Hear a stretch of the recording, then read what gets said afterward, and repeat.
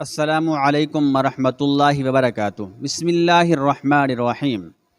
مرحوم فوجی کی بیوہ نے ولی عہد سلطنت کو اپنے مکان کے دروازے پر کھڑا ہوا پایا تو وہ کچھ پریشان سی نظر آنے لگی۔ صاحبزادے آپ یہاں؟ بیوہ کے لہجے سے لکنت صاف نمایاں تھی۔ ہاں خاتون، میں نگار خانم سے کچھ ضروری گفتگو کرنا چاہتا ہوں، محمود نے نظریں جھکائے ہوئے کہا۔ میں حضرت نظام شاہ رحمۃ اللہ علیہ کی اجازت سے یہاں آیا ہوں۔ شیخ کا نام سن کر احمد سالار کی ماں الٹے قدموں واپس چلی گئی اور اس نے نگار خانم کو محمود کی آمد سے مطلع کر دیا۔ پھر بہت عجلت میں لکڑی کے تخت پر صاف چادر بچھائی اور محمود کو اندر بلا لیا۔ صاحبزادے جی، ہمارے لیے بڑا اعزاز ہے کہ آپ ایک غریب بیوہ کے گھر میں تشریف لائے۔ اس کے ساتھ ہی ہمیں اپنی بے سر و سامانی کا بھی احساس ہے کہ ہم ولی عہد سلطنت کی خاطر مدارات کرنے سے قاصر ہیں۔ مرحوم فوجی کی بیوہ بہت زیادہ شرمسار نظر آ رہی تھی۔ نہیں خاتون، کسی تکلف کی ضرورت نہیں، محمود نے مکان کے صحن کو عبور کرتے ہوئے کہا۔ خود میرے لیے بہت بڑا اعزاز ہے کہ میں آپ لوگوں سے یہاں ملنے آیا ہوں۔ حضرت نظام شاہ رحمۃ اللہ علیہ کے حوالے سے میری نظر میں آپ بھی محترم ہیں اور یہ چار دیواری بھی۔ احمد سالار کی ماں محمود اور نگار خانم کو تنہا چھوڑ کر دوسرے کمرے میں چلی گئی۔ محمود نے آہستہ آہستہ نظریں اٹھا کر نگار خانم کی طرف دیکھا۔ نگار خانم کا چہرہ شرم و حیا اور جوشی جذبات کے سبب سرخ ہو گیا تھا۔ وہ محمود کی آمد پر ایک عجیب سی کیفیت سے سرشار تھی۔ اس کیفیت میں ناقابل بیان خوشی کا احساس شامل تھا اور دبا دبا خوف بھی۔ پھر کچھ دیر اسی کیف و سکوت کے عالم میں گزر گئی۔ میں بہت شرمندہ ہوں نگار خانم، آخر محمود نے اس سکوت کو توڑتے ہوئے کہا۔ میں نے سردار تبریز سے تمہارا مکان خریدنے کی کوشش کی تھی، مگر وہ اس پر آمادہ نہیں ہوا۔ پھر میں نے چاہا کہ تم اس بے گھری کے عذاب سے بچ جاؤ اور تمہیں قصر شاہی میں قیام کی اجازت مل جائے، مگر امیر غزنی اور مادر ملکہ کو یہ بات پسند نہیں تھی۔ یہ کہتے کہتے محمود کا لہجہ بہت زیادہ تلخ ہو گیا تھا۔ نگار خانم نے گھبرا کر جھکی ہوئی نظریں اٹھائیں اور محمود کی طرف دیکھا۔ محمود کے چہرے پر اذیت و کرب کے گہرے سائے پھیلے ہوئے تھے۔ آپ کیوں پریشان ہوتے ہیں؟ نگار خانم نے محمود کے دل و دماغ پر چھائے ہوئے غبار کو دھونے کی کوشش کی۔ میری قسمت میں یہی لکھا تھا، مجھے کسی سے کوئی شکایت نہیں ہے۔ آپ نہیں جانتی نگار خانم کہ مجھ پر کیا گزری ہے اور میں کس طرح مجبور کیا گیا ہوں۔ محمود کا لہجہ نا آسودہ جذبوں کی آگ میں سلگ رہا تھا۔ میں دنیا کی ہر رسم سے بغاوت کر سکتا ہوں، مگر اپنے پیروں میں پڑی ہوئی ماں باپ کے حقوق کی زنجیروں کو نہیں توڑ سکتا۔ میں جانتا ہوں کہ ان مجبوریوں نے میری شناخت کو دھندلا کر دیا ہے، مگر تم اتنا ضرور سمجھ لو کہ وقت کے اس فیصلے میں میری ذاتی مرضی شامل نہیں تھی۔ یہ کہتے کہتے محمود کی آواز لڑکھڑانے لگی اور اس کی آنکھوں کے گوشے بھیگنے لگے۔ مجھے آپ سے بھی کوئی شکایت نہیں ہے۔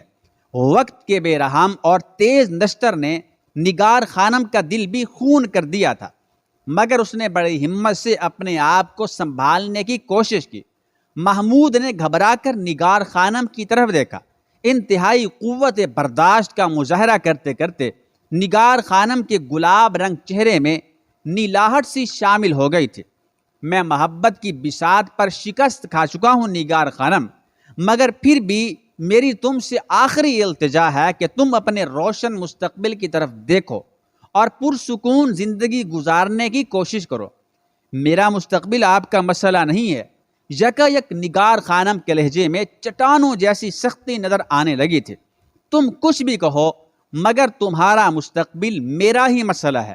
یہ کہہ کر محمود نے اپنے پیراہن کی جیب سے اشرفیوں سے بھری ہوئی ایک تھیلی نکالی اور اسے نگار خانم کی طرف بڑھاتے ہوئے بولا، میری گزارش ہے کہ تم اسے قبول کر لو۔ یہ کیا ہے؟ نگار خانم کی صاف و شفاف اور کشادہ پیشانی پر کئی لکیریں نمودار ہو گئیں۔ یہ ایک حقیر سی نظر ہے جو تمہارے آڑے وقت میں کام آئے گی۔ محمود نے درخواست گزار لہجے میں کہا، غزنی کے ولی عہد کو معلوم ہونا چاہیے کہ اب میں حضرت نظام شاہ رحمۃ اللہ علیہ کی بیٹی ہوں اور نظام شاہ کسی امیر کی نظر قبول نہیں کرتے۔ نگار خانم کے لہجے میں اس قدر اجنبیت تھی کہ محمود حیران رہ گیا۔ میں تم پر کوئی احسان نہیں کر رہا ہوں، محمود کی آواز لرز رہی تھی۔ ولی عہد غزنی سے آخری التجا ہے کہ اس طرح یہاں تشریف لا کر میری رسوائی کا سامان فراہم نہ کریں۔ نگار خانم کے لہجے میں وہی سختی تھی جس سے اجنبیت اور بیزاری کا اظہار ہوتا تھا۔ محمود نے اپنا بڑا ہوا ہاتھ کھینچ لیا، کچھ دیر تک پتھر کے مجسمے کی طرح خاموش کھڑا رہا، پھر آہستہ سے بولا، میں جا رہا ہوں نگار خانم، مگر کاش آپ میری مجبوریوں کو سمجھ سکتی۔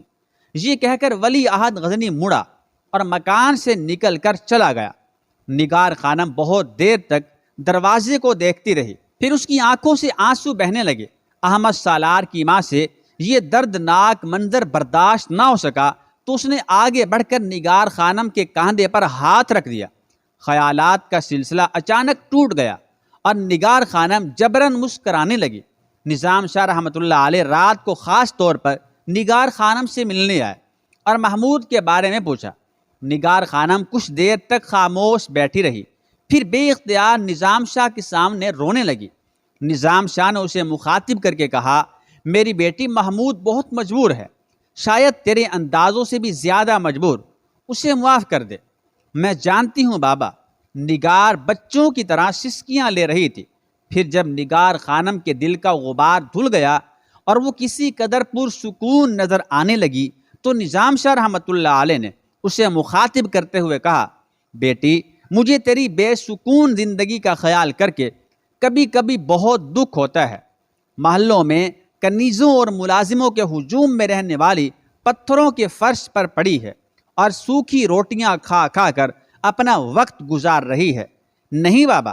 نگار خانم بے قرار ہو کر کسی بچے کی مانند نظام شاہ رحمۃ اللہ علیہ کے سامنے جھک گئی اور بولی، مجھے اس زندگی پر فخر ہے بابا۔ اٹھو بیٹی۔ یکا یک نظام شاہ کے لہجے سے جلال روحانی کا اظہار ہونے لگا تھا۔ نگار خانم نے گھبرا کر نظام شاہ کے چہرے کی طرف دیکھا۔ چراغ کی مدھم روشنی میں اسے ایسے لگا جیسے نظام شاہ کے جسم کے گرد کوئی فانوس سا جل رہا ہے۔ اب تیرا باپ اتنا مفلس بھی نہیں کہ اپنی بیٹی کے خالی دامن کو چپ چاپ دیکھتا رہے اور اسے کچھ نہ دے سکے۔ نظام شاہ رحمۃ اللہ علیہ ایک عجیب سے جذب کے عالم میں بول رہے تھے، اگر دنیا نے تجھ سے دولت چھینی ہے تو آگے بڑھ اور اپنا دامن بھر لے۔ یہ کہہ کر نظام شاہ رحمۃ اللہ علیہ نے دالان کے ایک گوشے کی طرف اشارہ کیا۔ نگار خانم نے گھبرا کر دیکھا، پورا دالان سونے کی اشرفیوں، ہیروں اور جواہرات سے بھرا ہوا تھا۔ یہ کیا ہے بابا؟ فرط حیرت سے نگار خانم کی آنکھیں پھیل گئی تھیں اور آواز لرز رہی تھی۔ اللہ ہی ہے زمین و آسمان کے خزانوں کا مالک۔ خلاف معمول نظام شاہ رحمۃ اللہ علیہ کے لہجے میں ایسی دھمک تھی کہ نگار خانم کو مکان کے در و دیوار کانپتے ہوئے محسوس ہو رہے تھے۔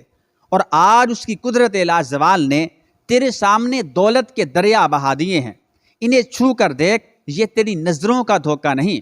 نظام شاہ رحمۃ اللہ علیہ کی جلال روحانی میں کچھ اور اضافہ ہو گیا تھا۔ اگر تجھے سیم و زر کی طلب ہے تو اپنی پیاس بجھا لے۔ نہیں بابا، اب مجھے کسی شے کی طلب نہیں۔ بھر لے بیٹی، اپنا خالی دامن بھر لے، کہیں بعد میں تجھے شکایت نہ ہو کہ نظام شاہ کے ساتھ رہ کر بھوکی مر گئی۔ غزنی کا یہ مرد قلندر آج عجیب رنگ میں نظر آ رہا تھا۔ آپ دیکھ لیجئے گا بابا، میں کبھی حرف شکایت زبان پر نہیں لاؤں گی۔ نگار خانم بچوں کی طرح مچل گئے۔ پھر کیا چاہتی ہے؟ صاف صاف کہہ دے۔ نظام شاہ رحمۃ اللہ علیہ نے بڑی محبت سے نگار خانم سے پوچھا۔ بس مجھے اپنے قدموں سے جدا نہ کیجیے گا۔ نگار خانم اچانک رونے لگی۔ ڈرتی ہوں کہ کہیں میری کوئی لغزش مجھے آپ سے دور نہ کر دے۔ بیٹی ہے تو میری بیٹی ہی رہے گی۔ یکا یک نظام شاہ رحمۃ اللہ علیہ کی آواز سے بھی رقت جھلکنے لگی تھی۔ درویش کسی سے رشتہ جوڑتا ہے تو پھر توڑتا نہیں، فقیر کے یہاں ایک بار جو آ گیا سو آ گیا۔ یہ کہہ کر نظام شاہ رحمۃ اللہ علیہ کچھ دیر کے لیے خاموش ہو گئے، پھر بہت جاں گداز لہجے میں دعا کرنے لگے۔ اے اللہ، یہ میری بیٹی نگار خانم ہے، اس سے میرا کوئی خونی رشتہ نہیں، مگر تیری بندگی کا رشتہ سب رشتوں سے زیادہ معتبر ہے۔ اسے اپنی پناہ میں رکھ کہ تیری پناہ کے سوا کوئی پناہ نہیں۔ اسے علم اور صبر دے کہ انسان بہت جاہل، جلد باز اور ناشکرا ہے۔ اسے چاہے تو مسائل کی دھوپ میں جلا دے، لیکن دوزخ کی آگ سے بچا لے کہ ہم تیرے قہر کے متحمل نہیں ہو سکتے۔ تو اول و آخر رحمت ہے، اور ہمیں اپنی رحمت کے سائے سے جدا نہ کر کہ یہ جدائی انسان کے لیے ہلاکت ابدی ہے۔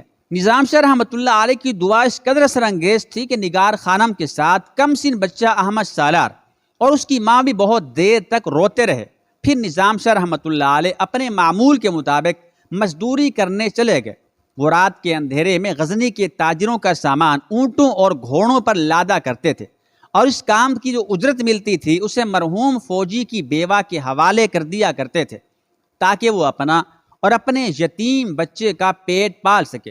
اب نگار خانم کی اضافی ذمہ داری بھی شامل ہو گئی تھی، اس لیے وہ سر شام ہی مزدوری کی تلاش میں نکل کھڑے ہوتے تھے۔